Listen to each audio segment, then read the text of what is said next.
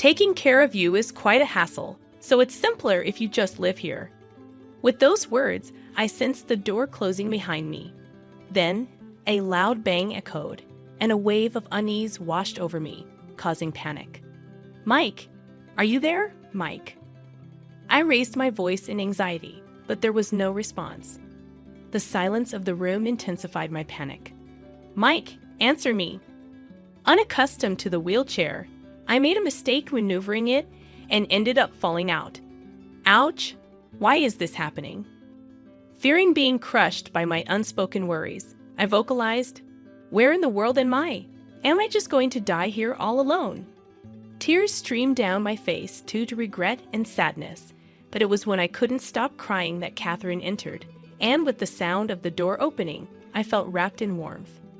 3 days later, the TV she had turned on featured a story about some store. As I listened, the door burst open, and the voice of the person I despised the most echoed. "I'm Catherine, a 32-year-old working woman doing my best at a major company every day. Since childhood, I had a dream, saw it on TV, and was enchanted. Now, I'm working hard every day to save up for it." The person I despised turned out to be my husband, Mike. He fell for my dedication, and our relationship started when he was my trainee. Smitten by my hard work, he supported my dreams, and after several years, we got married. Both of us working at major companies, financial issues weren't a concern even as I set aside some of my salary for my dream. Emily, my best friend since high school, shared the same dream, creating a deep bond between us. "Hey, Catherine, how's it going on your end?" Emily asked. "All good, Emily. How about you?" "We're just a bit short of our target amount." Emily and I supported each other, working hard to make our dreams come true. Before I knew it, my dream had become our dream. One of my monthly pleasures was checking the balance of my dream savings account, feeling excited as we got closer to realizing our dream.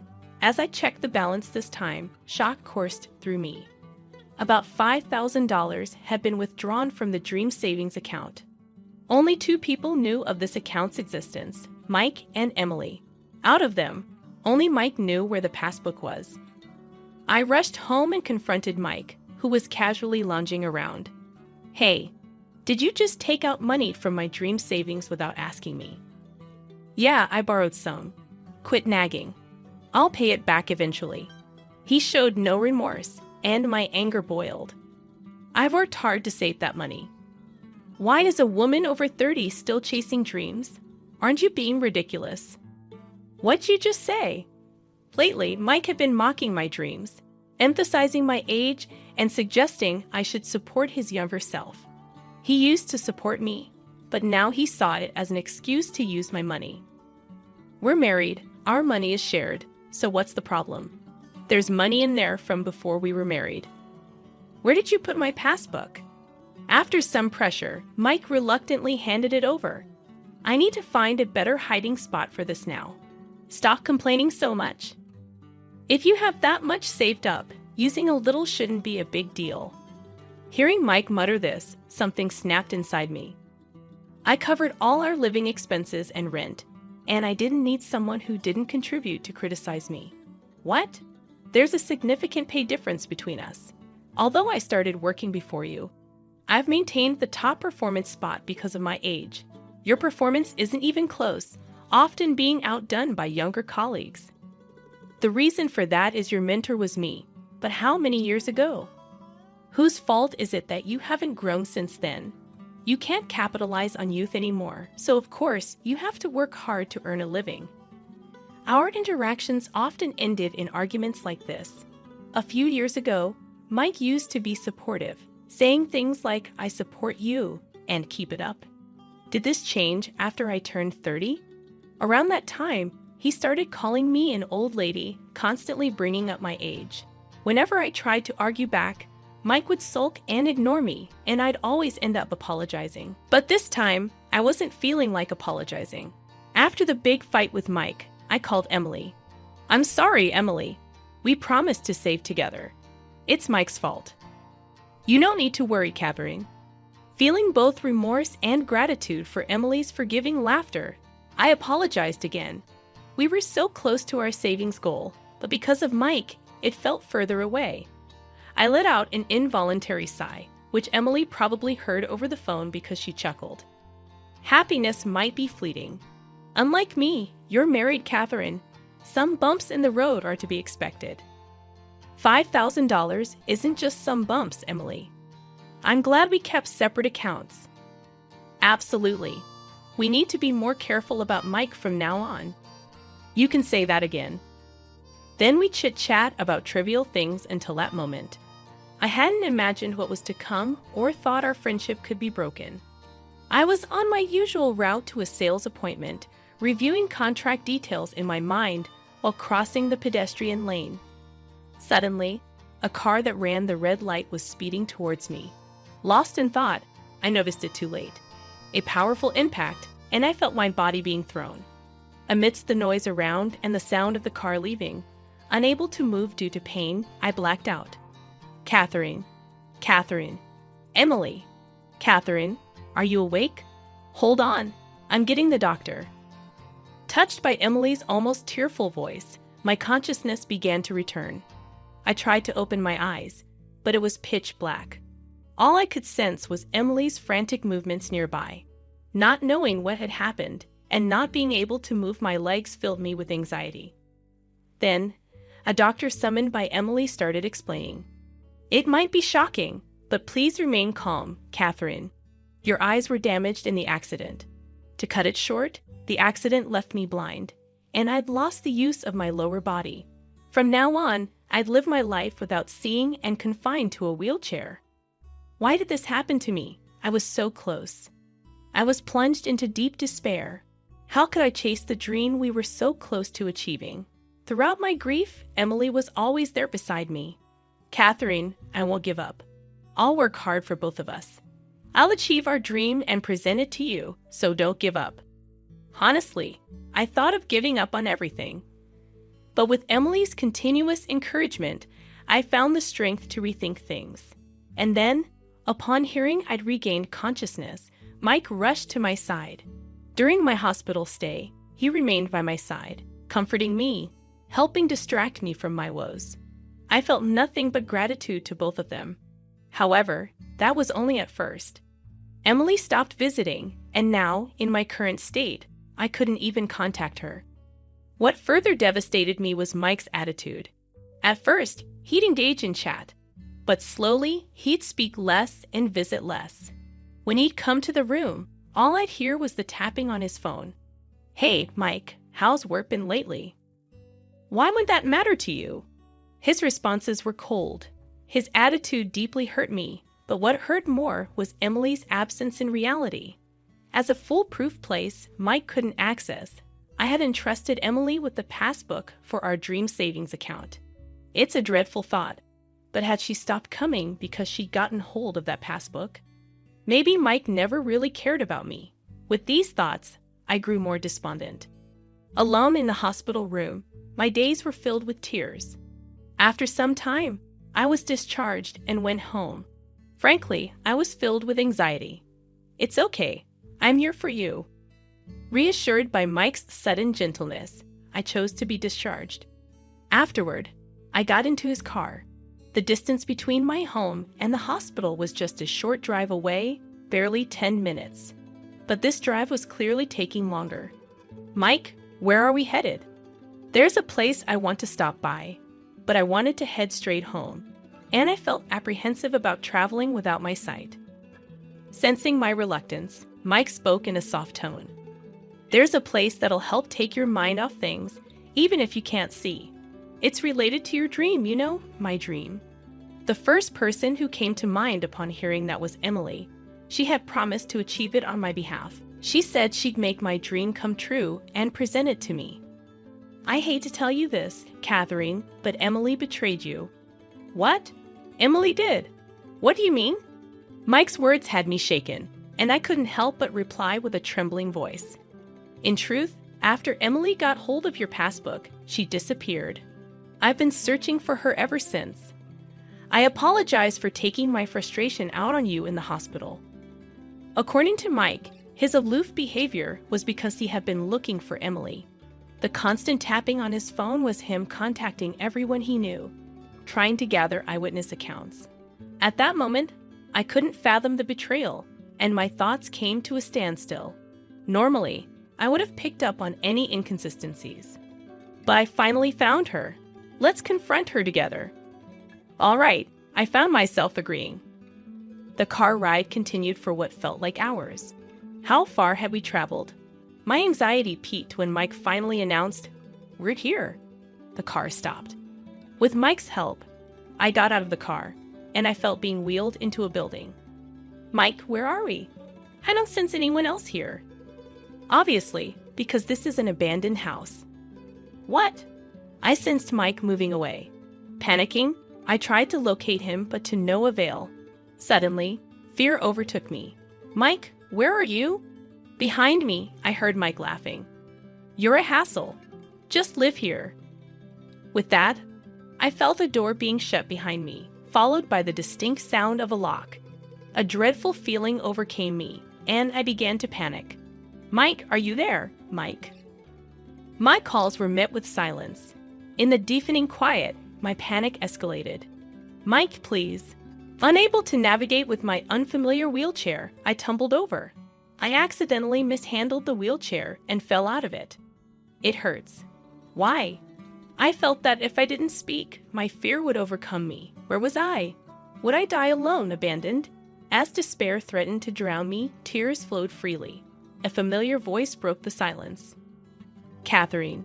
The door opened, and I felt wrapped in warmth. "I'm so sorry, Catherine." "Emily, is that you?" Emily, the arms that held me trembled, and I felt dampness on my right shoulder. Was Emily crying while holding me? But why? What on earth is going on? "Everything's going to be okay now." Emily's reassuring voice drowned out my confusion and questions, and just like that, I found myself under Emily's protection. 3 days later, from the TV Emily had set up for me, a feature on a particular shop was airing. As I listened closely, "Hey, what the hell is this?" With the sound of the door being swung open, I heard the voice of the person I detest the most in this world. Well, look who decided to show up. "Catherine, you okay?" "Yeah, absolutely. I've got a bone to pick too." From the sound of it, Mike was clearly panicking. Emily and I confronted him. "Why the hell are you alive?" "Because I saved her, obviously." That day, Emily had gotten to the abandoned house before us and hid nearby, waiting for us to arrive. After confirming that Mike had left, she came to my rescue. "You said you betrayed Catherine." "I did, but not Catherine. The one I betrayed was you, Mike." Actually, right after that accident, Mike started to get close to Emily, trying to date her. Despite him showing concern for me, I felt a deep mistrust toward Mike for his advances on her. "You realized I had Catherine's dream savings passbook, right? And you were after my own savings too." She had caught onto his scheme. Refusing him outright was easy, but she worried that he might harm me. So Emily decided to play along with Mike's scheme, pretending to betray me. What's that about? Seemed like Mike was shocked, not expecting to have been fooled. Emily had moved her savings to a different account, and to gain his trust, she handed over the emptied passbook to Mike. Her strategy of keeping him from using the funds in the passbook was really admirable. While Mike was off guard, she went ahead and bought the abandoned house he had left me in. If you leave her in that abandoned house, she'll never be found. That way, everyone will think she just disappeared because she couldn't handle the situation. She had instigated Mike with that idea. As a result, Mike, without any suspicions, left me in the abandoned house, and I was safely retrieved by Emily. You were so gullible, Mike. Thanks to you, we could achieve our dream of opening our vintage cafe. Yes, our dream was to run a vintage cafe. Emily had renovated the abandoned house, and it had its grand opening just yesterday. And until a while ago, they were doing a live TV broadcast of it. What had been playing on TV was from that time. Mike probably saw the broadcast in real time and rushed over. That can't be. I can't have been deceived. Excuse me. As Mike was in a state of shock, there was the sound of a group entering the cafe. Emily whispered to me that it was the police. Apparently, she had called them. We need to discuss the matter of Miss Catherine. I didn't. Here, this is the evidence. Please take it. Thank you for your cooperation. After that, I heard Mike being taken away by the police, shouting loudly. I thought I heard him call out for my help, but I ignored it. He's gone. Yes, with Mike gone, the cave went silent. Catherine, what's wrong? I'm sorry, give me a moment. I couldn't help but cry. We had finally achieved our dream of opening the vintage cafe. I had worked so hard to create a relaxing space for everyone. Despite that, considering my current state, not only managing the cafe, but even being a burden to Emily was on my mind. Right now, we might have customers because we're new, but there's no guarantee they'll keep coming. With these thoughts, I couldn't stop crying. There's still hope. Maybe I can still see.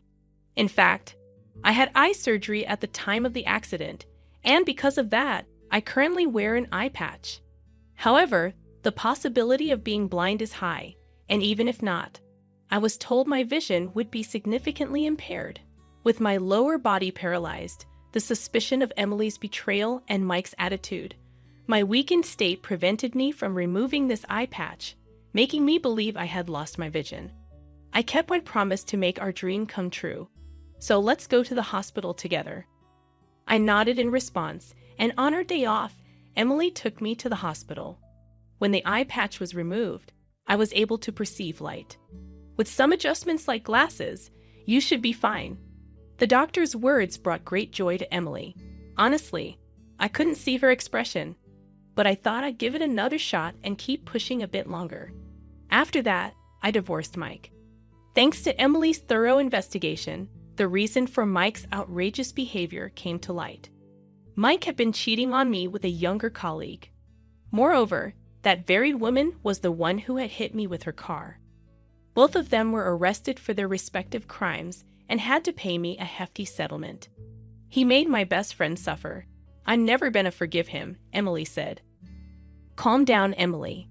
Without you doing anything, he's already headed straight to hell. During an interview, I accidentally mentioned why I ended up like this, and also about being left behind by Mike. Naturally, Mike got fired.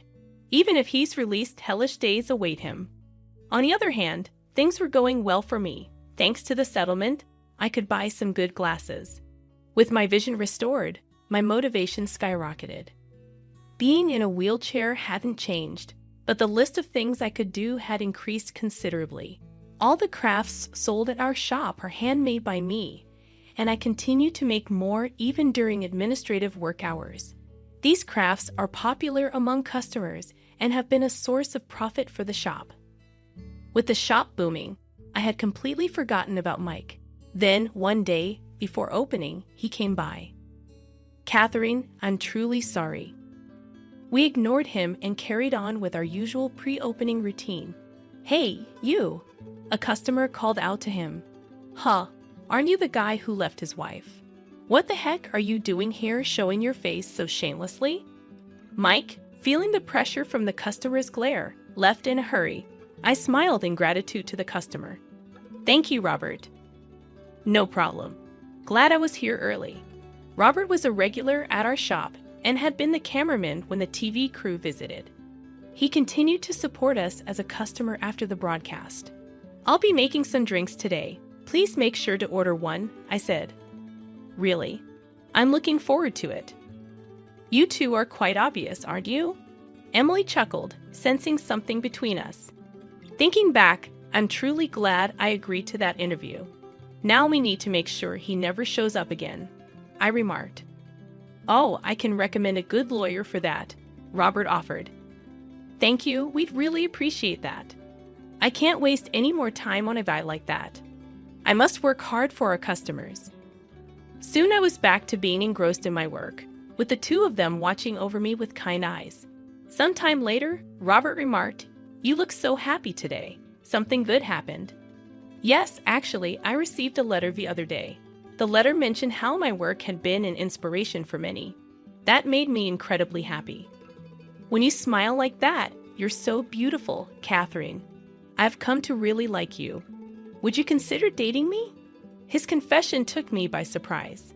To be honest, I felt the same way about him, but there was my condition to consider. I explained my situation, and he said it didn't matter to him.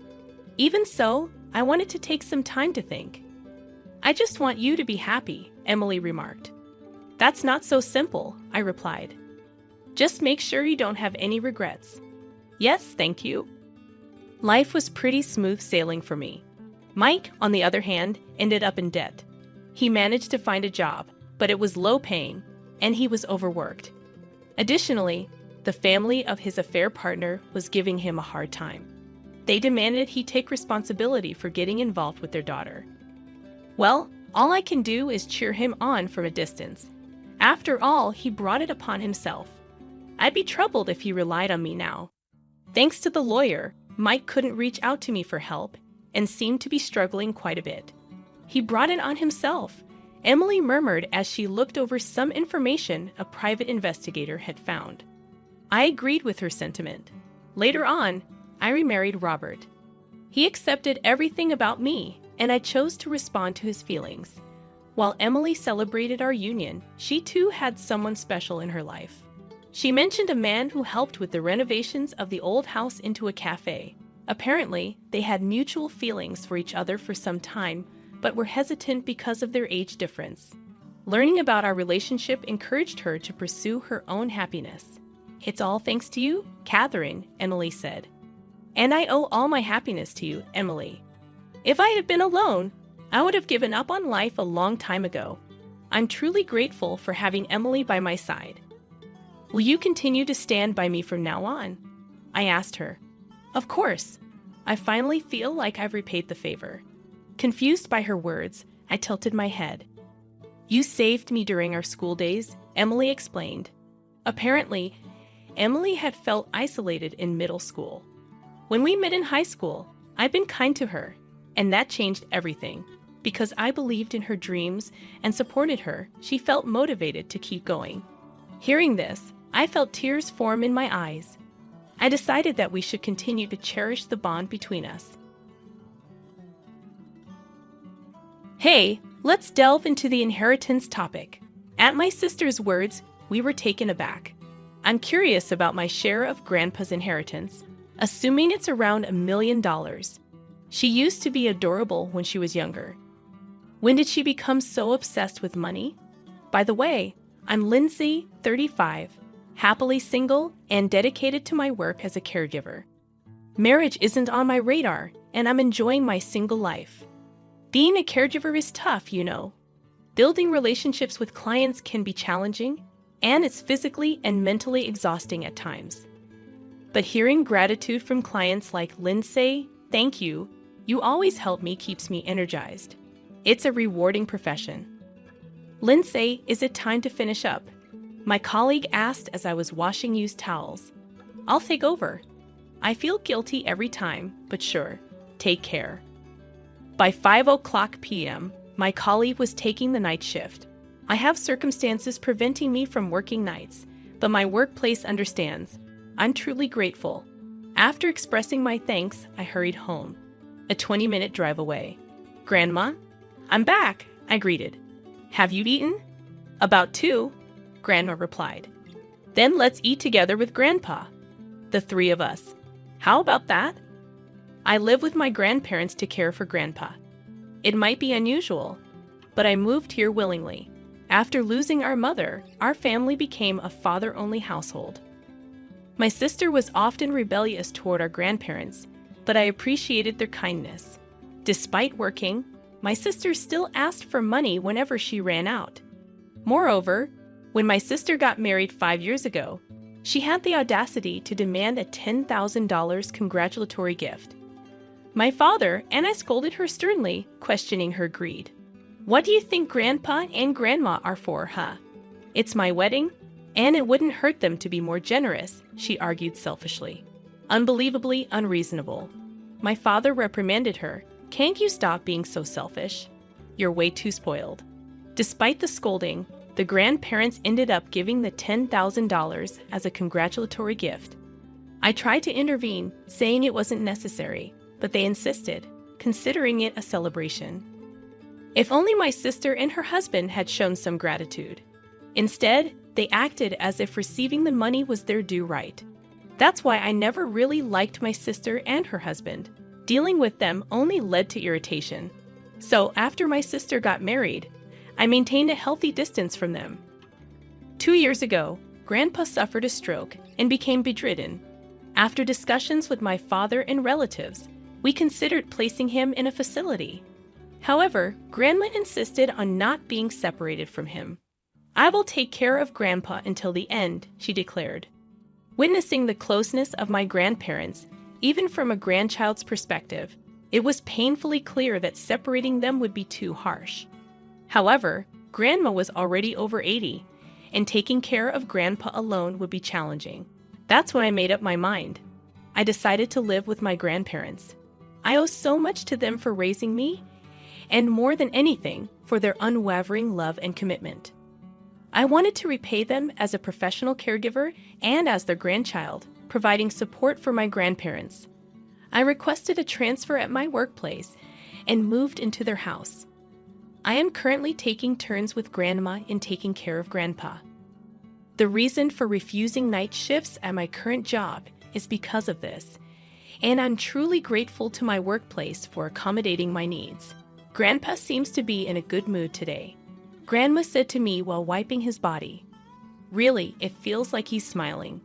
Despite being bedridden and unable to converse, Grandma and I felt like we could somehow understand how he was feeling. It's tough every day, but I can keep going for my beloved grandparents. I love them that much. One day, while Grandma went out with her friends, I was taking care of Grandpa's meal. "Grandpa, is it good?" Grandpa didn't say anything, but I felt his gentle eyes were expressing gratitude. Just then, the entrance door was opened roughly. "Oh, you're here, sis.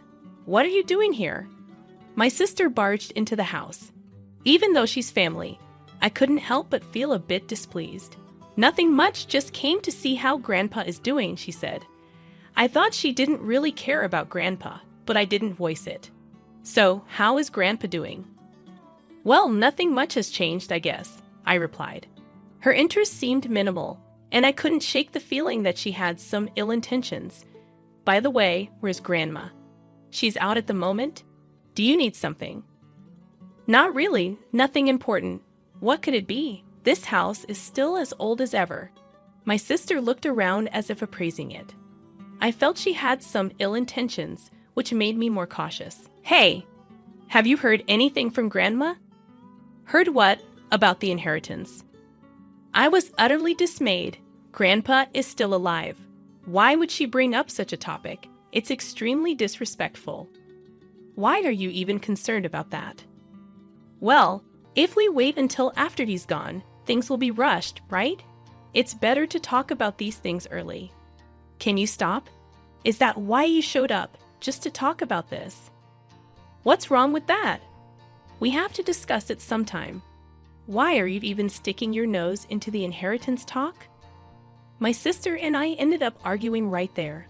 I knew what she was after. She just wanted money. It was really shameful to see such greediness in my own sister. While we were arguing, Grandma returned home. "Grandma, long time no see." My sister cozied up to Grandma in a good mood. Grandma gave me a reassuring smile. "By the way, Grandma, I have a favor to ask. Could you give me some pocket money? I'm a bit tight this month." Grandma looked troubled, so I stepped in. "Hey, what's a grown adult doing asking for money? Keep out of this. I'm asking Grandma. Can't you see you're bothering her?" "Not at all.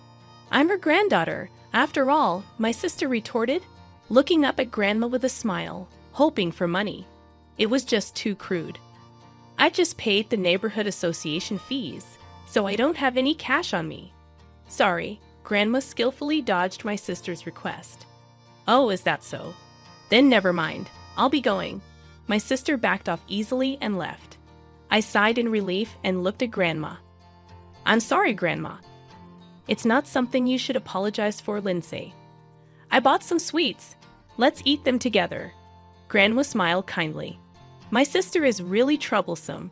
What's with the tithe this month? Both of them work and don't have any children yet. Why do they always need to borrow money? The reason became clear soon enough. My sister and her husband had bought a house. Neither my father nor I knew, but it turns out my sister was building a large 4-room house. It had already started construction and was to be completed in 6 months, located in a prime urban area. It made us wonder if it was really okay to build such a large house in such a place. Since my father hadn't provided any financial assistance, maybe my sister's husband's family had helped them out. But I suppose I shouldn't worry about such things. If they've already bought it, they must have passed the mortgage screening and surely have a proper repayment plan in place. At least, that's what I thought. Then, just as my sister's house was nearing completion, Grandpa passed away. He developed pneumonia, and it was all over very quickly. I was so sad to part with my beloved Grandpa that I cried all through the wake. Grandma was the one who comforted me. Grandpa was happy, you know? You took such good care of him, so let's not cry. Let's send him off with a smile. Those words felt like true salvation to me. Grandma's calm face was memorable. After the funeral, when our family gathered at Grandma's house for the first time in a while, my father, Grandma, and I were immersed in memories of Grandpa, sharing stories about him. While the 3 of us were enjoying our conversation, my sister seemed restless beside us, whispering with her husband and looking uneasy. Then, as if she had made up her mind, my sister spoke up, "Hey, what about Grandpa's inheritance?" Everyone present froze at her words. It hadn't even been 7 days since his passing, and she was bringing this up. My father hurriedly tried to stop her. "What are you saying?" "But we need to talk about this stuff early," my sister insisted, echoing the same sentiments she had when Grandpa was alive. "Does she think of nothing but money? Let's just talk about it, okay? Shall we?" She seemed eager to move the conversation forward. Based on the size of this property and its land value, it must be around $1 million, right? When had she researched all this while my father and I were stunned? Only Grandma calmly sipped her coffee. "There's the house payment. When is the deposit?" Stop it, will you?" Despite my attempt to stop her, my sister didn't quit talking. "We took out the mortgage, counting on the inheritance. We have to make sure we get what's coming to us." Her husband nodded along beside her. This couple truly knew nothing. I confronted my sister and her husband with the fact, grandchildren don't have inheritance rights. Huh. My sister let out a foolishly surprised noise. "What are you misunderstanding?" My father questioned her with a puzzled look. Confused, my sister turned to Grandma. "What do you mean? Why then?" My father interjected. "Well, inheritance typically goes to the spouse and children. Grandchildren aren't direct heirs." "I didn't know that. Why bring this up now?" My sister couldn't believe it. "Is there a will? Didn't Grandpa leave a will?" "There's no will. Dad said we'll distribute the inheritance according to the law." "What about the house payments then?" My sister and her husband looked utterly defeated. "What payments are you talking about?" When I asked, my sister blurted out, "We set a higher down payment because we thought we'd get Grandpa's inheritance, and the payment is due next month." She started wailing loudly. Turns out they had stretched themselves thin with a hefty mortgage for the house.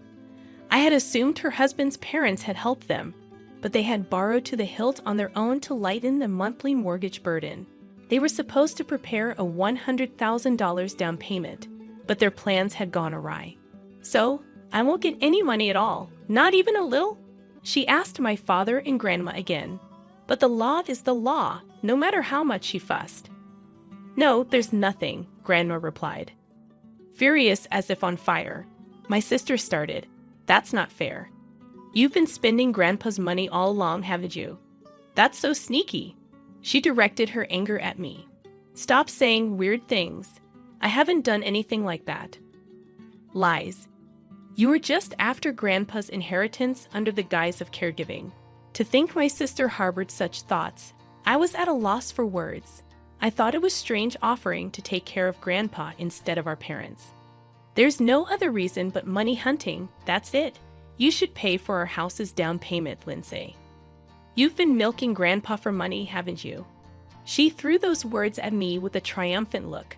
I was so frustrated and sad that I just bit my lip and couldn't say anything. Then Grandma, who had been quietly sipping her coffee until now, spoke up. How dare you say such things to Lindsay? And everyone was shocked by Grandma's tone, who was always gentle and calm. In the first place, it's absurd to rely on something like that to build a house, isn't it? But Grandma, we're really in trouble. Sort it out yourselves. Grandma's sharp rebuke silenced my sister. You should really reconsider how you're living your life. If you keep this up, you're going to ruin yourself. My sister trembled at our father's words, perhaps feeling uncomfortable with Grandma and Dad's stern demeanor. My sister and her husband left as if fleeing. Later on, my sister and her husband couldn't prepare the down payment in time and tried to reapply for a full mortgage, but they ultimately failed to pass the review. They had to give up the new house without ever setting foot in it. My sister resisted tearfully, but there was no other choice. In the end, they were left with a debt of $200,000. I should never have bought that house, she lamented, but it was too late. They now spend their days working day and night to repay the debt. It's surprising they didn't understand how inheritance works. After losing the house, my sister repeatedly came to my father to ask for money. However, my father, unwilling to lend money so easily, firmly refused. Then she came to me. Lindsay, please think of me as your cute little sister and help me out, okay? As if she was a cute sister. Of course, I couldn't bring myself to want to help and replied, sorry, but I can't afford to. Even though I had enough savings, I felt no obligation to lend her anything as there was no guarantee it would be returned. Why not? I'm in trouble. You could at least help me, my sister said weakly, but I remained firm. You should learn from this and not depend on others anymore. I gave her that piece of advice, though I doubted it would resonate much. By the way, Grandma, what is it? After the month following the funeral, I asked Grandma about something that had been on my mind. Why did you say that to my sister back then? I was curious about the real intention behind Grandma's harsh words. I had never seen her get angry or shout before, so I was surprised at her demeanor that day. Because she was saying such terrible things to Lindsay, who had been so kind to Grandpa, I couldn't stand it. Even if she is my beloved granddaughter, I couldn't forgive her for saying such things to my precious granddaughter. Knowing that Grandma cared so much for me made me so happy that tears welled up in my eyes. Lindsay, thank you so much. No, Grandma, I'm the one who should be thanking you. Nonstop. When I'm gone, I might leave this house and land to you, Lindsay. Don't say such unlucky things. Please stop. I'm happy to have such a lovely granddaughter. I'm content enough to welcome my time to go anytime. But I wish for Grandma to live as long as possible. Filled with such thoughts, I'm determined to do even more for Grandma from now on. Grandma,